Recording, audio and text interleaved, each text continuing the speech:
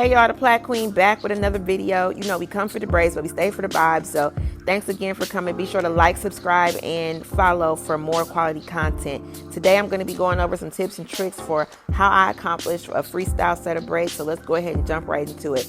I'm doing this style on my baby girl. And as you can see, she has lots and lots of hair. So she's not finna getting her hair done. So before I start doing her hair, I have to give my baby so much kisses and love and affection and all of that so that she'll agree to having me do her hair. So, you know, whatever style we're doing, it doesn't matter what style we're doing, we're always starting with what? This is a quiz. This is a pop quiz. Answer the question. What are we starting with? And you got to be quicker than that, okay? We're starting with fresh blown out hair in a middle part. Say it with me, class. Fresh blown out hair in a middle part, okay? This is going to help us to kind of see the field, okay? You want to section hair as much as you possibly can. You should have plenty of clips on hand, rubber bands on hand.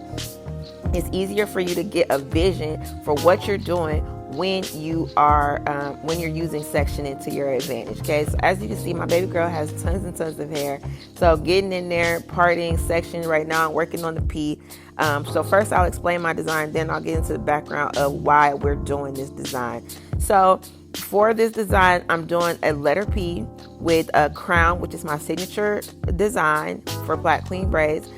So the crown's going to be on top of the P, and then the other braids are just going to be just kind of freestyle around that design. Yeah, so you saw it at the beginning, but then you'll also see the finished product like as we go and also at the end. Okay, so why are we doing this freestyle? Okay, so if you know me in real life or follow me on any of my socials or pay attention to me even a little bit, you know that I am a fan of the rapper Chainz. I'm a huge fan. My friends always say I think I'm the president of Chainz fan club, and I tell them, ha, joke's on you, because that's not an insult. So of course I'm the president of Chainz fan club, self-appointed, but he approves, so don't even worry about it. And so because I'm president of the fan club, he sent a text to my phone and invited me personally to be a part of his competition that he and Lil Wayne were hosting to promote their new song Pressure on their new album. Go ahead and cop that Cali Girl too. And they were having a competition to promote their new song Pressure, and all you have to do is submit a video basically saying why you that precious and why you deserve to have $10,000. Now I don't know about you, but myself, I feel like I got that pressure. You feel me? Me and my baby girl, we said we going out here, we setting out to win this money.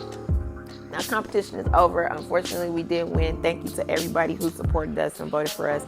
But it was still a lot of fun participating, man. So that was how we decided on the design though. So for the letter P was for Pressure as well as Plat Queen braids, and then the crown on top is my signature look, my signature design. Back to me being a stan of 2 Chainz, because I got plenty of time to tell y'all about me and 2 Chainz and our friendship.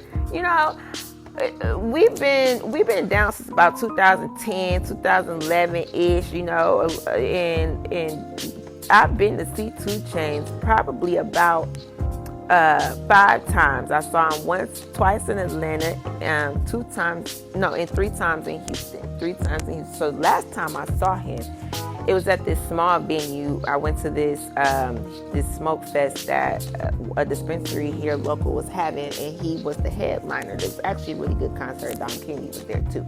But anyways, I only paid like $150 for a ticket. I was in the front row. I had a really great seat. So I was in the front row. So of course he come out, he do his show. Of course I knew all the words to every song. In this particular time he performed this set, I actually have seen him perform before. So I knew all the words to the song. So he comes out, he does All Me with him, you know, Drake and Big Sean and all of them or whatever. So he did his verse, then, you know, Big Sean verse, come on, like shut the fuck up.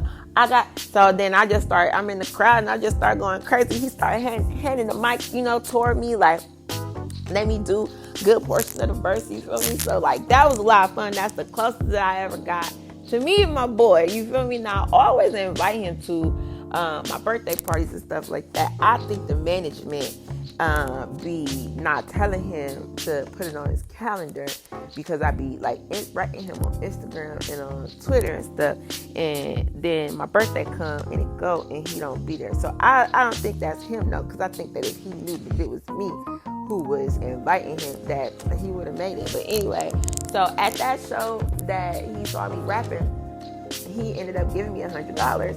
So I was wearing a shirt from the merch for his recent album at the time, and so he noticed the shirt.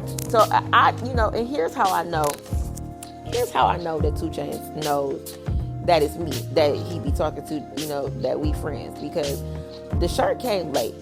The shirt, and I had wrote him on Twitter, and I was like, yo, 2 Chainz, I ordered this shirt and I wanted it in time for your concert in Houston. So, can you make sure you get it to me? Next thing you know, management DM'd me and the shirt came like 2 days later. So then when I get to the show, and he specifically calls me out on my shirt. Now, you cannot tell me that he did not remember that it was me that he had talked to, and that he personally delivered the shirt to me. He says, I like your shirt. I'm like, oh shit, thank you. You feel me? He's like, yeah, I like your shirt. I'm gonna pay you for that shirt. He gives me $100. Boom. Yes, I still have the $100. The only way that'll get spent is if it ended up being my last $100. That was, everybody in my life and my family was like, I know you was, he didn't sign it, which I thought was, no offense to you, you could have signed it, you feel me? But so I'm like, that just lets me know, though, that our story ain't over. And so the pressure contest, I thought he was going to be just picking somebody. No, you had to get voted for.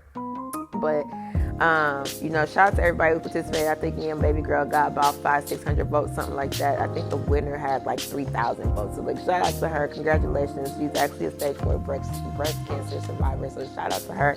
And I'm glad that she was able to win that money. But anyway, so me and Jay still had a good time, preparing and participating in the competition. It was funny because Jace was asking me what the other people were doing, to in their submission. She wanted to watch and the other videos of the other people that submitted. I couldn't even let my baby watch the videos of some of the things that had got submitted, because there was a couple of strippers on there. And I honestly felt like the strippers was out of place. I feel like the strippers should not have even been participating. Girl, all you got to do is go to work and get you a couple $1,000. See, the rest of us, we got to go to work too. But you know what I'm saying? Your job got people coming in there ready to throw away a couple $1,000. My job, my people is frugal. They only got a couple $100 that their husband gave them, and they got to last. So you need to go. You just need to go to work. You feel me? You cute and you got a body. The rest of us, we look regular, and some of us are skinny, and some of us got too much belly, and some of us are just shy. You feel me? We can't do what you do. So you need to go do what you do and leave the regular stuff to the rest of us who don't dance. You feel me? No shade to y'all. Good for y'all. I'm glad that works out for y'all. Everybody ain't able. You know what I'm saying? Just be strong where you strong at. You know what I'm saying? That's all I'm saying. Anyway, let's get back to this design. So, tip number 1, middle part and blown out hair. That's all. That's everything. It doesn't matter what the style is, even when it's off center. Tip number 2, you need to get in there and do those pre-parts as much as you can when you're working on a freestyle. So, in this first half of the video, I've been going through and working on parting out the P as well as the crown. Just trying to make everything nice and neat, as clean as I can. I'm using my products to my advantage. Check out my other videos about the products that I use and when I use them. So I am now going in here working on the P. I use carbon combs, which is another way that I help my parts to be nice and clean and my shapes and stuff to be nice and neat. So yeah, right now I'm just working on my P. One thing that I do when I know that I have a freestyle coming up, I'll get on Instagram and Pinterest, and I'll just look around and see what other people are doing and how they're doing it. If you're a beginning braider, you want to find, 2 to 5 maybe stylists, braiders that you kind of admire, look up to. You like their work, you like their creativity, you like their style. You want to just, get out there and, if possible, find a real life mentee, somebody who can show you in real time and how to do things, how to do different styles and things like that. So, I unfortunately I don't remember the lady's name that I found on Instagram for my inspiration for the letters, how to write the letters. Hopefully I can find it and then put it in my description. But even though I ended up doing mine a little bit different, it helps to see how somebody was able to successfully do a thing, and then you're able to put your own flair on it and do it the way that you truly want to do it. Because like she made hers all in one, hers aren't separated, but the loop on my P and the stem on my P are separated. They're 2 different braids.